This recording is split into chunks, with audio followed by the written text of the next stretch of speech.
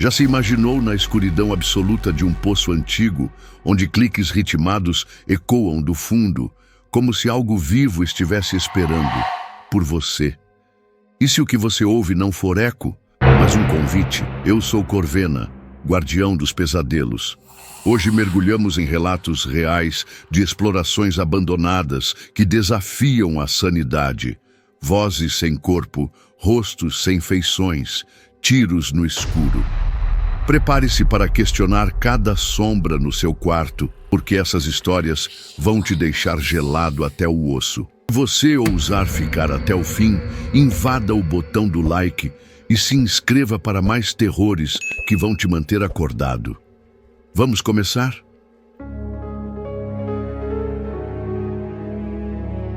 Sempre fui uma pessoa reservada, desde criança. Não tinha muitos amigos e passava a maior parte do tempo jogando videogames no computador ou nos consoles que tive ao longo dos anos. Quando cheguei ao ensino médio, comecei a gostar de fazer longas caminhadas exploratórias. Eu vagava por florestas, visitava cemitérios e, eventualmente, desenvolvi uma fascinação por entrar em lugares proibidos. Tudo começou com visitas noturnas a cemitérios, mas logo me aventurei em explorar hospitais e escolas abandonados. Quando consegui minha habilitação, acessar esses lugares ficou muito mais fácil. Às vezes, levava um amigo ou dois, mas, para ser honesto, eu preferia ir sozinho. Parte da minha excentricidade é que nunca senti medo ao explorar lugares abandonados à noite. Ou pelo menos não sentia. Minha estratégia para encontrar esses lugares era simples. Eu usava o Google Earth, ampliava áreas rurais e procurava construções que pareciam abandonadas em locais improváveis. Depois, fazia uma lista com 5 a 10 lugares e tentava visitá-los todos em um único dia. Nem todos estavam realmente desertos, mas com o tempo fiquei bom em identificar os que valiam a pena. Essa rotina envolvia muitas caminhadas por matas. E sim, antes que você pergunte, eu tinha um emprego. Trabalhava como repositor em um supermercado, ganhando salário mínimo. Então, quando não estava no trabalho, estava explorando. Um dia, um dos lugares na minha lista era uma pequena igreja abandonada. Estacionei em uma estrada de terra e caminhei por cerca de 10 minutos. Sempre usava jeans e botas para me mover rapidamente pela mata sem me machucar. Enquanto caminhava, comecei a notar latas de lixo enferrujadas e outros objetos espalhados, sinal de que estava perto. Então, vi uma clareira à frente e no meio dela, a igreja em ruínas. Era uma construção dilapidada, com um poço antigo bem na frente. Me aproximei para verificar se estava selado, mas surpreendentemente não estava. Olhei para dentro e era tão profundo que tudo era escuridão total. Ao parar para escutar, ouvi algo lá embaixo. Um som fraco, como cliques, em um ritmo constante a cada 2 segundos. Não parecia água pingando.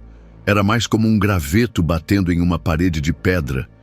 Fiquei intrigado e encarei o poço por mais tempo do que deveria, quase hipnotizado pelo som. Eventualmente, me desvencilhei e decidi entrar na igreja.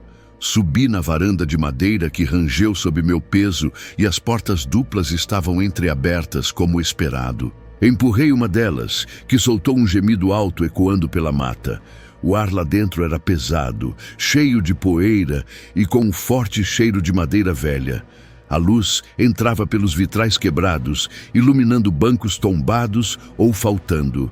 O púlpito, torto, ficava na frente, e atrás dele havia uma porta em arco que levava à escuridão. Fiz o que sempre fazia. Varri o interior com minha lanterna e tirei algumas fotos para meu arquivo. Via uma beleza estranha naquele lugar. Uma igreja em ruínas, ao mesmo tempo sagrada e trágica. Caminhei lentamente até a porta em arco no fundo. Ao passar por ela, encontrei um corredor estreito que levava a quartos de armazenamento. Algumas portas estavam quebradas ou penduradas nas dobradiças e teias de aranha cobriam o teto. No fim do corredor, vi uma escada descendo para o porão. Pensei, bingo. Porões abandonados sempre me empolgavam. Pela primeira vez, algo naquela porta aberta, que dava para a escuridão abaixo, me fez hesitar. Senti um leve calafrio. Mesmo assim, desci lentamente. Cada degrau rangia alto, como se fosse ceder. Contei 7 degraus, até que o 8º se partiu com um estalo. Caí com força, machucando o cóccix e soltei um palavrão. Minha lanterna voou da minha mão, então engatinhei para pegá-la. Foi quando ouvi uma voz. Era aguda, talvez de uma mulher ou um garoto jovem, falando palavras que eu não entendia, exceto por uma: olá. O resto soava como um murmúrio confuso, como se alguém tentasse falar sem saber como. Levantei-me e apontei a lanterna ao redor. Era só um porão velho, móveis quebrados, chão de terra, paredes de pedra. Mas então vi um túnel na parede que parecia ter sido cavado à mão. A voz vinha dali. Fui estúpido, mas a curiosidade venceu. Dei alguns passos dentro do túnel. As paredes eram ásperas, definitivamente escavadas manualmente. Minha lanterna começou a piscar e meu coração quase parou. Bati nela algumas vezes e ela voltou a funcionar, mas o barulho foi mais alto do que eu queria. A voz ficou mais alta, ainda incompreensível, e agora eu tinha certeza de que vinha de algum lugar mais fundo no túnel. Parou. Silêncio total por alguns segundos, até que ouvi um clique. 2 segundos depois, outro. Era o mesmo ritmo do poço, ecoando. Os cliques e a voz ecoada estavam mais altos. Meu coração disparou. Virei-me e corri de volta. Cheguei às escadas e lembrei do degrau quebrado. Agarrei as laterais da escada e me puxei para cima, deixando a lanterna cair. Não importava. Cheguei ao andar de cima, corri pelo corredor, atravessei a área principal e saí pelas portas da frente. Passei pelo poço e parei por um segundo. O som de cliques tinha parado. Na verdade, não havia som algum, nem pássaros, nada. Olhei para o poço uma última vez. Escuridão total. Mas então, vi uma mão branca e ossuda esticando para fora. Essa foi a última gota. Corri pela mata até meu carro, ofegante. Não visitei os outros lugares da lista naquele dia. Foi uma daquelas experiências que te deixam sem saber o que pensar. E dirigi para casa em silêncio, sem música. Não abandonei meu hobby, mas dei uma pausa. Fiquei realmente abalado. Espero que tenha sido só minha imaginação ou algum outro explorador tentando pregar uma peça, mas pensando bem, isso parece improvável.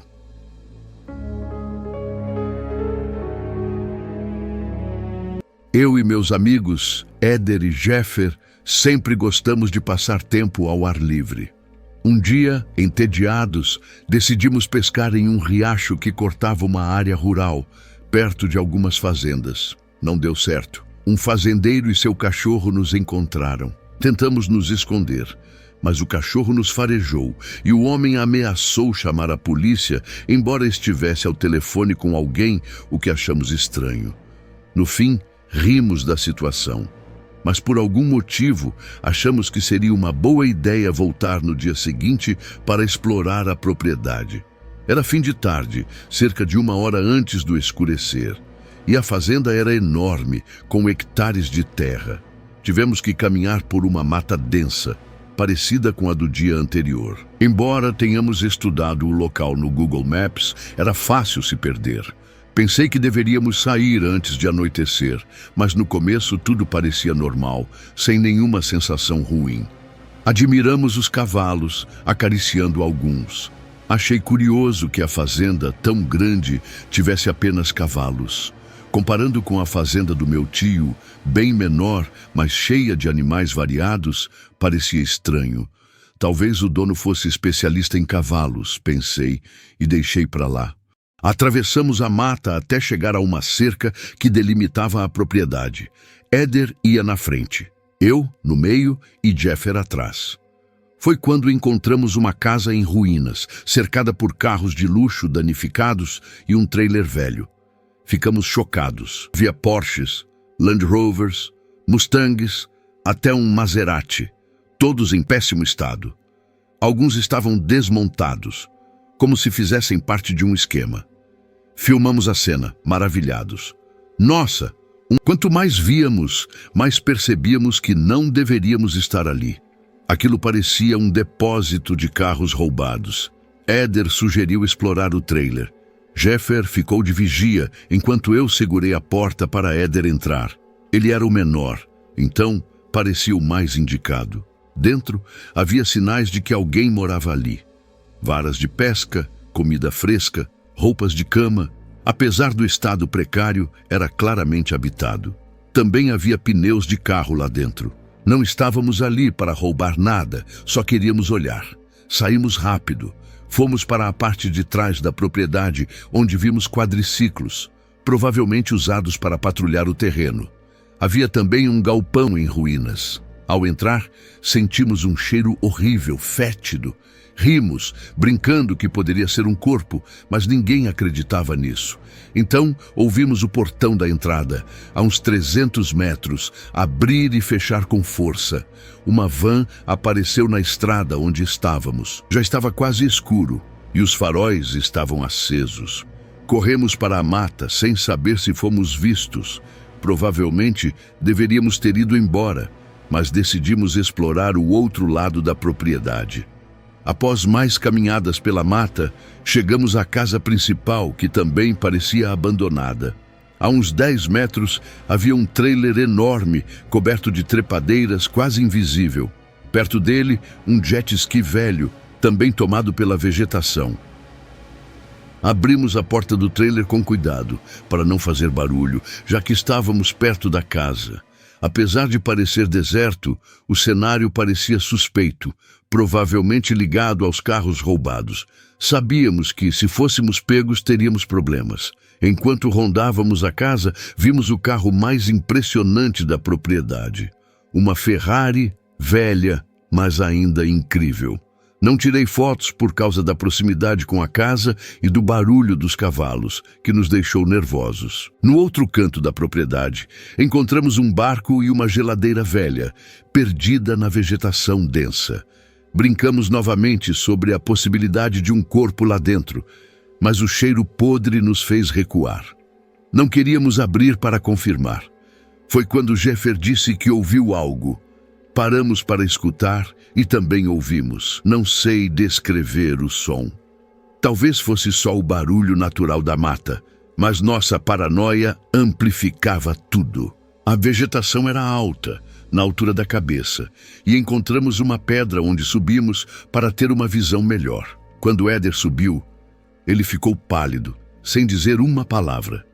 Subi para ver o que era. O que vi nunca saiu da minha cabeça. A uns 15 metros, vi um homem sentado a uma mesa com um gato preto. Ele não tinha rosto, sem olhos, boca, nariz, nada. Só uma superfície branca e lisa. Pode parecer loucura, mas juro que vi isso. Havia uma mulher com ele, que fez contato visual comigo. Naquele momento, ela começou a correr na nossa direção, como se quisesse nos interceptar. Não sei se o rosto do homem era coberto por ataduras ou se era real, mas era assustadoramente branco e sua cabeça parecia pequena. Até hoje não consigo esquecer. Estava escuro e tínhamos uma longa caminhada pela mata para voltar. Sentíamos que estávamos sendo seguidos, ouvindo barulhos estranhos, passos pesados, galopes, até gritos. Tentamos ser silenciosos, mas também corremos. Conseguimos voltar ao carro e garantimos que não fomos seguidos. Não sei o que era aquilo, se era humano ou não, mas nunca mais voltaremos lá. Você ainda está aí, com o coração acelerado, imaginando o que espreita nas sombras dessas histórias. O que está achando até agora? Aquela voz sem dono ou aquele rosto sem feições já te fez olhar por cima do ombro? Se essas explorações estão te deixando arrepiado, intrigado ou desconfiado até do escuro do seu quarto, você precisa de mais. Clique em curtir, se inscreva e mergulhe fundo no nosso canal para histórias que vão te fazer questionar cada rangido da sua casa. Nos comentários deixe a frase "sem rosto" para eu saber que você chegou até aqui. Vamos ver quem é mais corajoso. Agora, voltamos às histórias.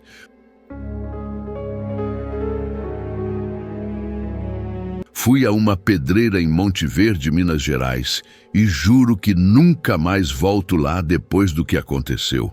Para contextualizar, a primeira vez que fui foi bem suspeita. Eu e uns amigos, Dalton e Diogo, decidimos ir pular de penhascos na pedreira depois de vermos vídeos no YouTube de gente fazendo isso. Descobrimos que ficava só a meia hora de carro de onde morávamos.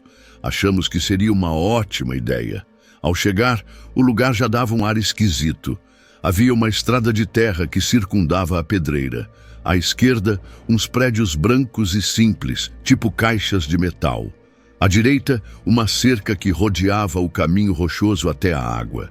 Dirigimos pela estrada no jipe de Diogo, passando por placas como "Proibida a entrada" ou "Área de explosão". Tinha até uma placa de papelão dizendo "Intrusos serão alvejados no local". As leis sobre propriedade privada são rigorosas, mas isso não acontece com frequência. Decidimos voltar ao início da estrada, onde havia um estacionamento de cascalho perto de um prédio antigo que parecia intocado há anos. Diogo estacionou e saímos relutantes para caminhar até a pedreira. Enquanto andávamos, um caminhão passou por nós e o motorista nos olhou com uma expressão vazia. Foi assustador, mas como não fez nada, pensamos que talvez não se importassem tanto com invasores. Continuamos e chegamos à cerca, que pulamos para acessar o caminho rochoso. Fomos primeiro ao penhasco menor e depois de uns 10 minutos, vimos uma cobra grande nadando na água. Decidimos ir mais adiante, para um penhasco de uns 10 metros. Após checar a profundidade, pulamos por cerca de 1 hora até nos cansarmos e irmos para o próximo. No fim da pedreira, enquanto caminhávamos para um ponto maior, vimos um SUV preto parar. Uma mulher de uns 30 anos baixou o vidro e gritou: "O que vocês estão fazendo na minha propriedade?" Ficamos chocados. Respondi inocentemente: "Como assim?" Achávamos que era área pública. Ela sabia que mentíamos e gritou mais. Então disse algo inesquecível. Pegou o telefone e falou: "João, pega a arma." Congelamos de medo. Ela mandou-nos seguir e dirigiu devagar até um portão. Pedimos desculpas, jurando não voltar. Ela nos deixou ir, dizendo que a polícia estava a caminho e que era melhor corrermos. Agradecemos e fugimos correndo para o jipe, saindo dali. Infelizmente, a história não acaba aí. Meses depois, Diogo me perguntou se eu voltaria, e eu disse que sim, se tivéssemos um grupo maior. Reunimos 5 pessoas e fomos no meu carro. Estacionei em uma igreja próxima, a uns 2 minutos da pedreira, para evitar que vissem nossa placa. Caminhamos pela estrada de terra, passando por carros. Um parou e um rapaz de uns 20 anos nos avisou para tomar cuidado com um SUV preto. Rimos e contamos nossa história anterior. Pulamos a cerca e fomos direto ao segundo ponto, um pouco escondido da estrada. Após 1 hora de diversão, um furgão prateado parou a uns 25 metros, escondido por árvores. Não era o SUV preto, então não fugimos imediatamente, mas preparamos as coisas. Esperamos 1 minuto, achando que era só alguém no carro, quando ouvimos 2 tiros altos bem perto. Ficamos aterrorizados. A saída ficava a uns 300 metros, com 125 até a estrada principal. Liderei a fuga, com meu amigo André logo atrás. Ouvi mais tiros, uns 8 no total, a uns 40 metros, mas não via o atirador. Pulamos a cerca e chegamos à estrada. Por sorte, o rapaz que nos avisou estava em sua caminhonete branca. Pedimos carona e ele nos levou até o fim da propriedade. Agradecemos e corremos para o carro, saindo dali para nunca mais voltar.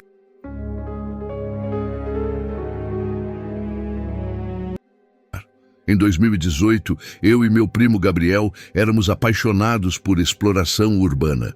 Já havíamos visitado fábricas desativadas, escolas fechadas e casas de fazenda que pareciam a um passo de desabar. Éramos cuidadosos, testávamos o piso antes de pisar, usávamos máscaras em locais com poeira suspeita e evitávamos lugares que parecessem vigiados. Mas havia um lugar que discutíamos há meses, sem coragem de visitar. Uma grande mansão abandonada às margens do Lago Azul. Era o tipo de propriedade que você só via de longe, afastada da estrada principal, escondida por portões de ferro tortos e enferrujados. Pinheiros e arbustos cresciam selvagens ao redor da entrada, ocultando a casa, exceto por vislumbres entre as árvores ao passar de carro.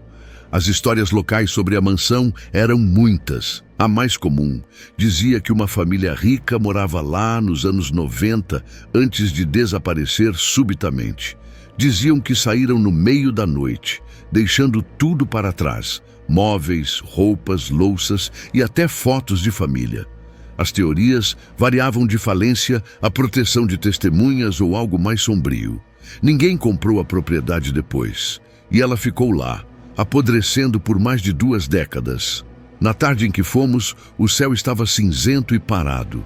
Estacionamos em uma trilha a meio quilômetro da propriedade e caminhamos pela mata para não sermos vistos da estrada.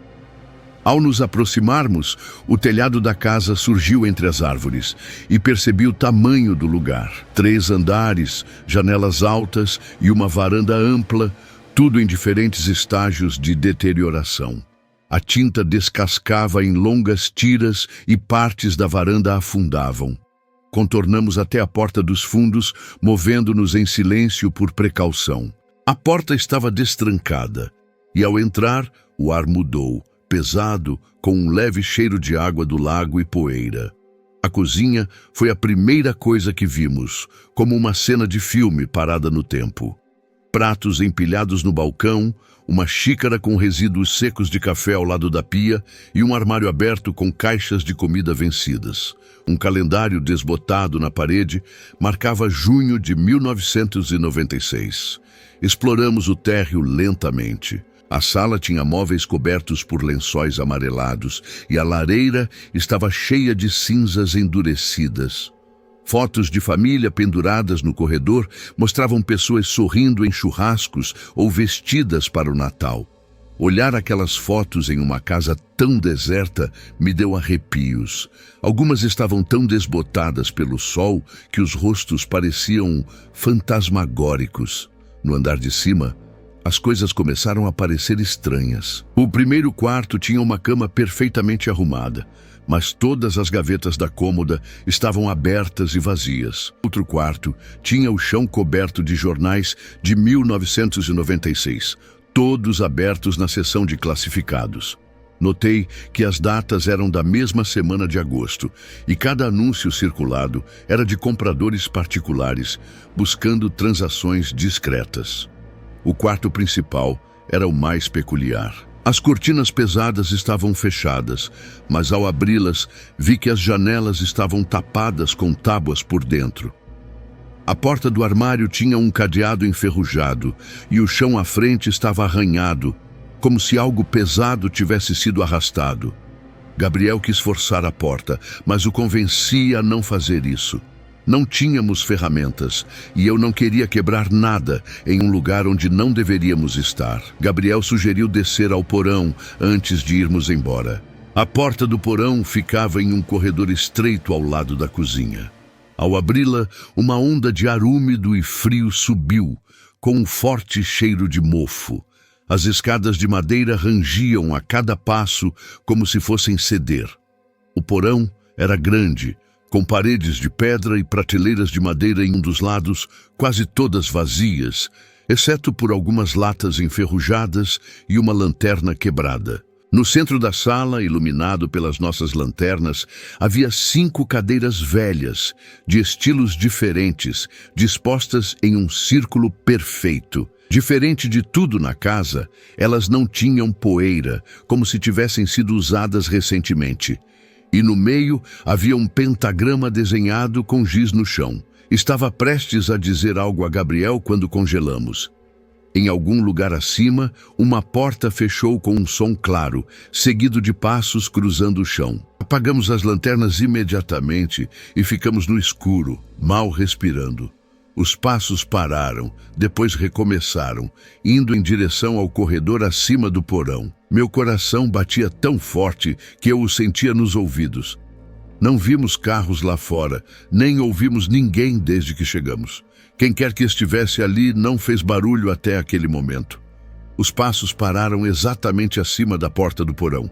Então, o som da maçaneta girando me gelou o sangue. Gabriel agarrou meu braço e me puxou para o fundo do porão, onde havia uma pequena janela no nível do solo, quebrada e meio coberta por uma persiana podre.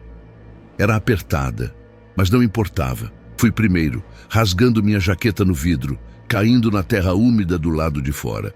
Gabriel veio logo atrás. Corremos para a mata, sem ousar olhar para trás, até estarmos bem escondidos. Quando finalmente olhei, vi a porta do porão aberta e uma figura alta parada ali, imóvel, com a cabeça ligeiramente inclinada, como se nos observasse. Estava muito longe para distinguir detalhes. Não paramos de correr até chegar ao carro. Ficamos tão abalados que mal falamos no caminho para casa. Naquela noite, fiquei repassando tudo na cabeça. As cadeiras, o pentagrama, os passos, o armário trancado e aquela figura assustadora na porta. Semanas depois, Gabriel me ligou dizendo que postou em um grupo do Facebook perguntando sobre a história da casa. Um homem mais velho respondeu que havia relatos de alguém vivendo lá. A primeira hipótese seria um ocupante ilegal, mas isso não explicava o círculo de cadeiras e o desenho com aparência de ritual no porão. Não era mais nosso problema. Só sei que saímos inteiros, e isso é o que importa. Enquanto as luzes se apagam nessas explorações sombrias, lembre-se, o que você ouviu hoje pode ser apenas o eco do que ainda espreita no desconhecido, esperando por você na próxima esquina escura. Como H.P. Lovecraft uma vez escreveu, a mais antiga e forte emoção da humanidade e o mais antigo e forte tipo de medo é o medo do desconhecido. E se essas histórias forem reais, sussurrando segredos que desafiam a sanidade? Não pare agora. O terror não acaba aqui. Inscreva-se no canal, ative as notificações e mergulhe em mais relatos que vão te deixar arrepiado, intrigado e desconfiado até da sua própria sombra. Qual será o próximo mistério que te fará questionar a realidade? Clique agora e descubra antes que seja tarde demais.